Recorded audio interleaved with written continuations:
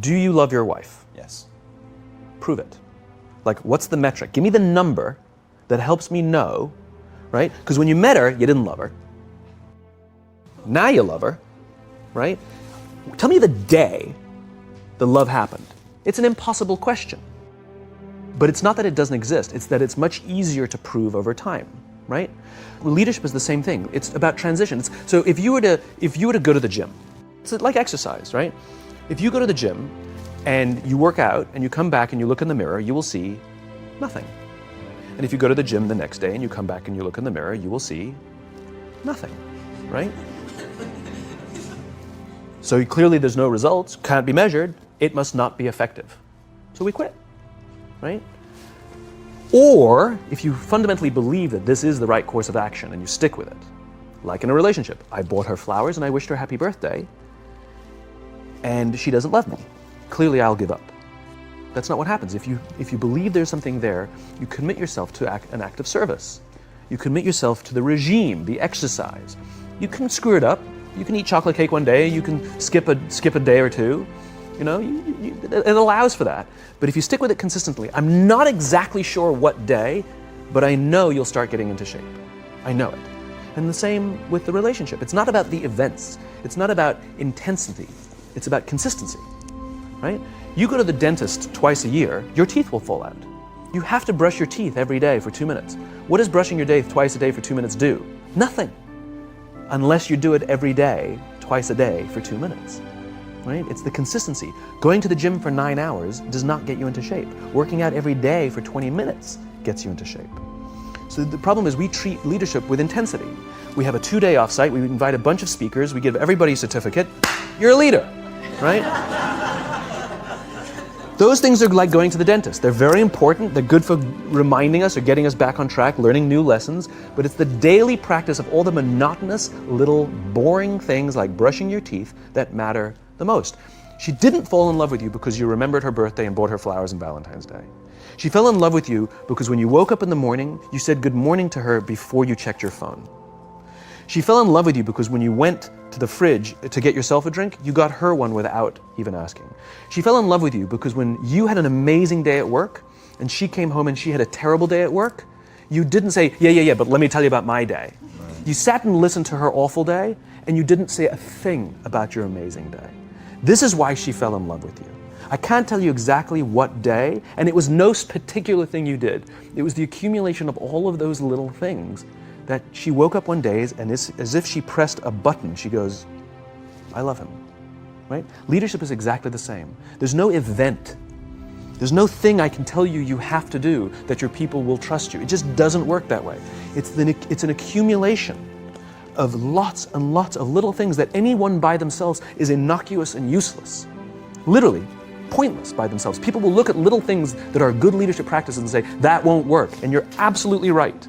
But if you do it consistently, and you do it in combination with lots of other little things, like saying good morning to someone, that looking them in the eye. My friend George, who's a 3-star general in the Marine Corps, he says his test for leadership, and I love this, he goes, his test for a good leader is if you ask somebody how their day is going, you actually care about the answer. The number of times we're walking to a meeting, we're rushing, we go, how are you? Not good, I got to get to you later, I'm late for a meeting. Right. If you ask the question, you were standing there and you were listening to the answer. It's those little innocuous things that you do over and over and over and over that people will say, I love my job. Not I like my job. I like my job means, yeah, the challenge is great, they pay me well, I like the people. I love my job means, I don't want to work anywhere else. I don't care how much somebody else is willing to pay me. I'm devoted to the people here, and I care desperately about the people here as if they were my family. In business, we have colleagues and coworkers. In the military, they have brothers and sisters. That's how they think of each other. If you really have a strong corporate culture, the people will think of each other like brothers and sisters. It's like a family, right? No, brothers and sisters. Deep love. Fight, but the love doesn't go away. Bicker, the love doesn't go away. And I'll fight with my sister, but if you threaten my sister, you're gonna have to deal with me, right? We'll fight internally, we'll bicker with each other, but nobody's gonna hurt each other, and if anything from the outside shows up, you're looking at a unified front. Brothers and sisters. Now, how do you create brothers and sisters out of strangers?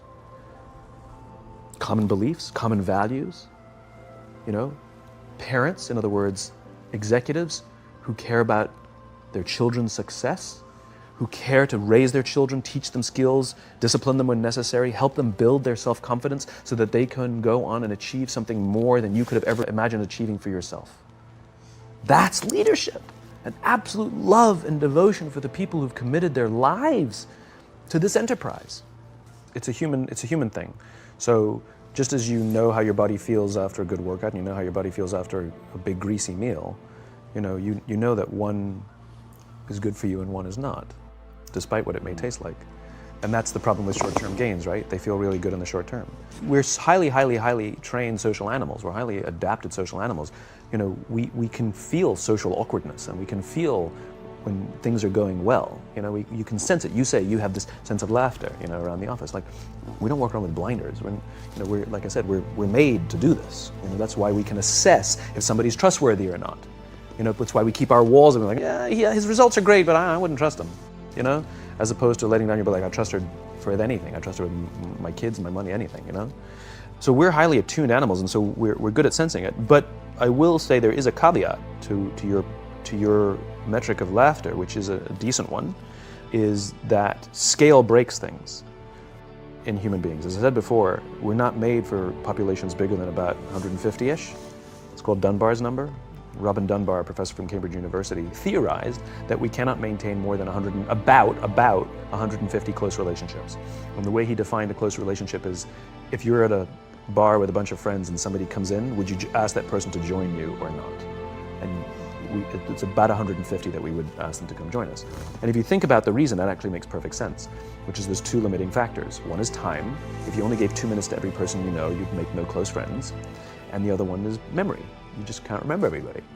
And so this is where leadership becomes very, very interesting, because if you have a company that has a lot of people, 5, 6, 7, 800 people, 1,000, 2,000, 5,000 people, clearly you can't know everyone. And clearly as a CEO, like, I care about every single one of my people. You don't even know. Some of the people you work for who work for you are bastards. You don't care about them, right? So it's a nonsense statement. But what you can say is, I desperately care about the people whose names I know and whose faces I recognize. And I care desperately about my leadership, and I instill in them every day that I will give them the tools, and I will take care of them with one purpose and one purpose only, that they will take care of the people in their charge. And I want those people to take care of the people and instill in them that they take care of the people in their charge. And then by the time you get down to the masses, where the actual 1,000 exist, because of the seniors it's like 20, where the real 1,000 exist, they feel about 150 of them can look to one of their direct leaders, to one of their direct managers, and say, that person cares about me. That's our boss, that's my leader. Not the leader, it's the CEO. That's my manager, my boss, my leader. The one thing I am comfortable saying that all effective leaders must have is